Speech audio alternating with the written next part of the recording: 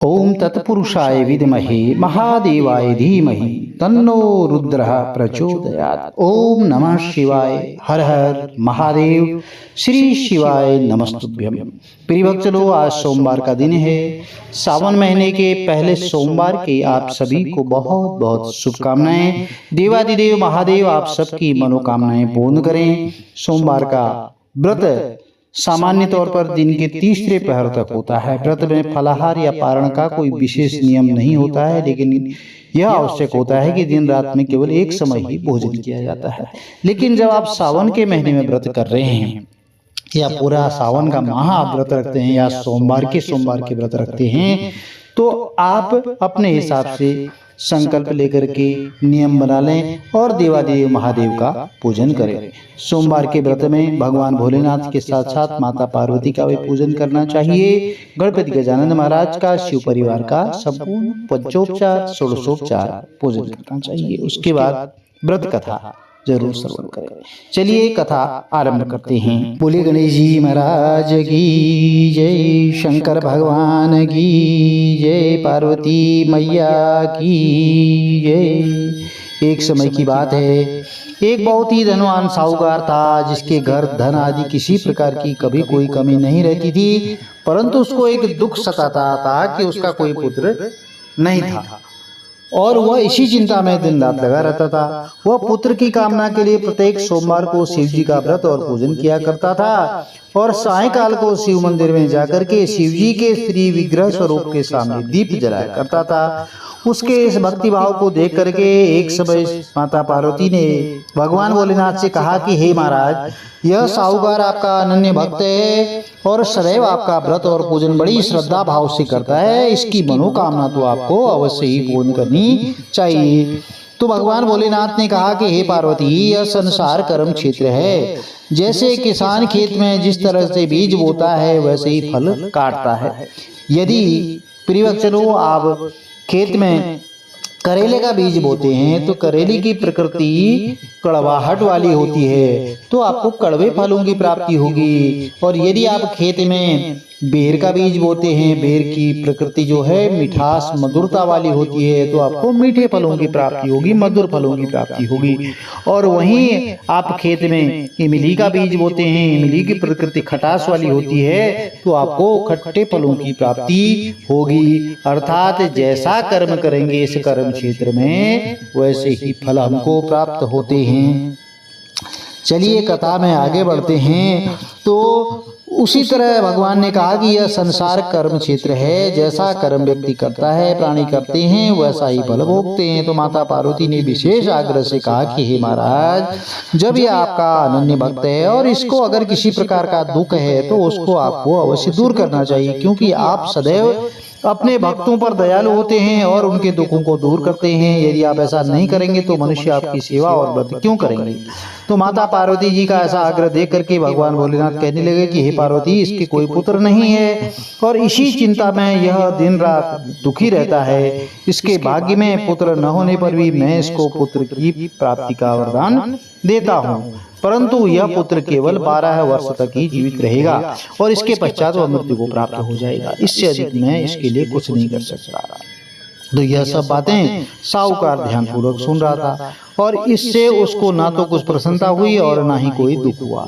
वह पहले जैसा ही शिवजी महाराज का व्रत और पूजन करता रहा और कुछ काल व्यतीत हो जाने पर साहूकार की स्त्री गर्भवती हुई और 10वें महीने में उसके गर्भ से अति सुंदर पुत्र की प्राप्ति हुई और साहूकार के घर में बहुत खुशी मनाई गई। परंतु साहूकार ने उसकी केवल 12 वर्ष की आयु जान करके कोई अधिक प्रसन्नता प्रकट नहीं की और ना ही किसी को भेद बताया। जब वह बालक 11 वर्ष का हो गया तो उस बालक की माता ने उसके पिता से विवाह आदि के लिए कहा, तो वह साहूकार कहने लगा कि अभी मैं इसका विवाह नहीं करूंगा और अपने पुत्र को काशी जी पढ़ने के लिए भेजूंगा। तो फिर साहूकार ने अपने साले यानी कि बालक के मामा को बुला करके उसको बहुत सारा धन देकर कहा कि तुम इस बालक को काशी जी पढ़ने के लिए ले जाओ और रास्ते में जिस स्थान पर भी जाओ यज्ञ करते हुए जाना, ब्राह्मणों को भोजन कराते हुए जाना। तो वह दोनों मामा भांजे यज्ञ करते और ब्राह्मणों को भोजन कराते हुए जा रहे थे। तो रास्ते में एक शहर पड़ा। उस शहर में राजा की कन्या का विवाह था और दूसरे राजा का लड़का जो विवाह कराने के लिए बारात लेकर के आया था वह एक आंख से काना था। अब उसके पिता को इस बात की बड़ी चिंता थी कि कहीं वर को देख करके कन्या के माता पिता विवाह में किसी प्रकार की अड़चन पैदा नहीं कर दें। तो इस कारण जब उसने अति सुंदर सेठ के लड़के को देखा तो मन में विचार किया कि क्यों न दरवाजे के समय इस लड़के से वर का काम चला लिया जाए। और ऐसा विचार करके वर के पिता ने उस लड़के और मामा से बात की तो वे राजी हो गए और फिर लड़के को वर के कपड़े पहना दिया, घोड़े पर चढ़ा करके द्वार पर ले गए। सब कार्य प्रसन्नता पूर्वक पूर्ण हो गया। फिर वर के पिता ने सोचा कि यदि विवाह कार्य भी इसी लड़के से करा लिया जाए तो इसमें क्या बुराई है। ऐसा विचार करके उसने लड़के और उसके मामा से कहा कि यदि आप फेरूंगा और कन्यादान का कार्य भी इसी लड़के से संपन्न करवा दें तो आपकी बहुत बड़ी कृपा होगी और मैं इसके बदले में आपको बहुत सारा धन दूंगा। तो उन्होंने उसको स्वीकार कर लिया और विवाह कार्य भी बहुत अच्छी तरह से संपन्न हो गया। परंतु जिस समय लड़का जाने लगा तो उसने जो है राजकुमारी के चुनरी के पल्लू पर लिख दिया कि तुम्हारा विवाह तो मेरे साथ हुआ है और जिसके साथ तुम्हें भेजेंगे विदा करेंगे वह एक आंख से जो है काना है और मैं काशी जी पढ़ने जा रहा हूँ। अब लड़के के जाने के बाद जब राजकुमारी ने उस लड़की के अपनी चुनरी पर देखा तो पाया तो उसने राजकुमारी के साथ जाने से मना कर दिया और कहा कि यह तो मेरा पति है ही नहीं, मेरा विवाह जिसके साथ हुआ ही नहीं है, जिसके साथ मेरा विवाह हुआ है वह तो काशी जी पढ़ने गया है। अब राजकुमारी के माता पिता ने अपनी कन्या को विदा नहीं किया और बारात वापस चली गई और उधर सेठ का लड़का उसका मामा काशी जी पहुंच गए और वहां जाकर उन्होंने यज्ञ करना और लड़के ने पढ़ना शुरू कर दिया। जब लड़के की उम्र 12 साल की हो गई तो उस दिन उन्होंने यज्ञ रचा था और लड़के ने अपने मामा से कहा कि मामा जी आज मेरी तबीयत कुछ ठीक नहीं है। तो मामा जी ने कहा ठीक है अंदर जाकर सो जाओ। तो लड़का अंदर जाकर सो गया और थोड़ी ही देर में उसके प्राण निकल गए। जब उसके मामा ने आकर देखा तो वह मुर्दा पड़ा है तो उसको बहुत बड़ा दुख हुआ और उसने सोचा कि अगर मैं अभी रोना धोना शुरू कर दूंगा तो यज्ञ का कार्य अधूरा रह जाएगा। इसलिए उसने जल्दी से पहले यज्ञ का कार्य समाप्त करके ब्राह्मणों के जाने के बाद रोना आरंभ कर दिया। तो संयोग उसी समय शिव पार्वती जी उधर से जा रहे थे। जब उन्होंने जोर जोर से रोने की आवाज सुनी तो माता पार्वती जी कहने लगी कि महाराज कोई दुखिया रो रहा है, इसके कष्ट को दूर कर दीजिए। तो जब शिव पार्वती ने पास जाकर के देखा तो वहाँ एक लड़का मुर्दा पड़ा था।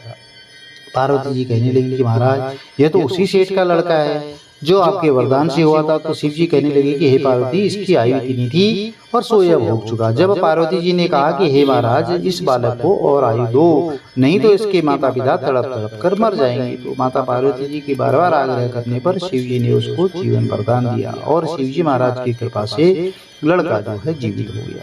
शिव पार्वती कैलाश चले गए और तब वह लड़का और मामा उसी प्रकार यज्ञ करते और ब्राह्मणों को भोजन कराते अपने घर की ओर चल पड़े। रास्ते में उसी शहर में आए जहाँ उसका विवाह हुआ था और वहां पर आकर उन्होंने यज्ञ आरंभ कर दिया। तो उस लड़के के ससुर ने उसको पहचान लिया और अपने महल में ले जाकर के उसकी बहुत बड़ी खातिरदारी की, साथ ही बहुत दास दासियों सहित आदर पूर्वक लड़की और जमाई को विदा किया। जब वह अपने शहर के निकट आए तो मामा ने कहा मैं पहले तुम्हारे घर जाकर के खबर कराता हूँ। और जब उस लड़के का मामा घर पहुंचा तो लड़के के माता पिता जो है घर की छत पर बैठे थे और उन्होंने यह प्रण कर रखा था कि यदि हमारा पुत्र सकुशल लौट आया तो हम राजी खुशी नीचे आ जाएंगे और नहीं तो छत से गिर करके हम अपने प्राण त्याग देंगे। अब इतने में उस लड़के के मामा ने कहा कि समाचार दिया कि आपका पुत्र आ गया। तो उनको विश्वास ही नहीं हुआ। तब उसके मामा ने शपथ पूर्वक कहा कि आपका पुत्र अपनी स्त्री के साथ बहुत सारा धन लेकर के आया है। तो सेठ ने आनंद के साथ उसका स्वागत किया और बड़ी प्रसन्नता के साथ रहने लगे। तो इसी प्रकार से प्रियवत्सनो जो कोई भी सोमवार के व्रत को धारण करता है अथवा इस कथा को पढ़ता है, श्रवण करता है, उसकी समस्त मनोकामनाएं देवादिदेव महादेव अवश्य पूर्ण करते हैं। यदि आपको कथा अच्छी लगी तो चैनल को लाइक शेयर सब्सक्राइब जरूर कीजिए। साथ में बेल आइकन अवश्य प्रेस कर दें जिससे कि आने वाले जो वीडियोज हैं उनकी नोटिफिकेशन आपको ठीक समय पर मिल सके। भगवान भोलेनाथ का आशीर्वाद आपके परिवार में सदैव बना रहे। कथा के बाद आरती जरूर श्रवण करनी चाहिए। चलिए आरंभ करते हैं। ओम जय शिव ओंकारा, भोले हर शिव ओंकारा, ब्रह्मा विष्णु सदा शिवे अर्धांगी धारा। ओम हर हर हर महादेव, कानन चतुरानन पंचानन राजे, भोले पंचानन राजे, हंसासन गरुड़ासन वृषवाहन साजे। ओम हर हर हर महादेव, दो भुज चार चतुर्भुज दस भुजे अति सोहे, बोले दस भुज अति सोहे। तीनों रूप निरख दे, त्रिगुणा रूप निरख दे, त्रिभुवन जन मोहे। ओम हर हर हर महादेव, अक्षमाला वनमाला रुंडमाला धारी, बोले रुंडमाला धारी। त्रिपुरारी कंसारी, त्रिपुरारी कंसारी, करमाला धारी। ओम हर हर हर महादेव। श्वेतांबर पीतांबर बाघंबर अंगे, बोले बाघंबर अंगे। शनकादिक गरुड़ादिक, शनकादिक गरुड़ादिक, भूतादिक संगे। ओम हर हर हर महादेव। कर के मध्य कमंडल चक्र त्रिशूल धरता, बोले चक्र त्रिशूल धरता। सुख करता दुख हरता, सुख करता दुख हरता, जग पालन करता। ओम हर हर हर महादेव। ब्रह्मा विष्णु सदा शिव जानत अविवेका, बोले जानत अविवेका। प्रणवाक्षर में शोभित, प्रणवाक्षर में शोभित, ये तीनों एका। ओम हर हर हर महादेव। काशी में विश्वनाथ विराजत, नंदो ब्रह्मचारी, बोले नंदो ब्रह्मचारी। नित उठ भोग लगावत, नित उठ दर्शन पावत, महिमायति भारी। ओम हर हर हर महादेव। त्रिगुण स्वामी जी की आरती जो कोई नर गावे, बोले प्रेम सहित गावे। कत शिवानंद स्वामी मन भजत हरि हर स्वामी, मन वांछित फल पावे। ओम हर हर हर महादेव। जय शिव ओंकारा, बोले हर शिव ओंकारा। ब्रह्मा विष्णु सदा शिव, ब्रह्मा विष्णु सदा शिवे अर्धांगी धारा। ओम हर हर हर महादेव। बोले शंकर भगवान की जय, बोले गणपति गजानन महाराज की जय हो, बोले राजा रामचंद्र भगवान की जय। हर हर महादेव। जय माता दी।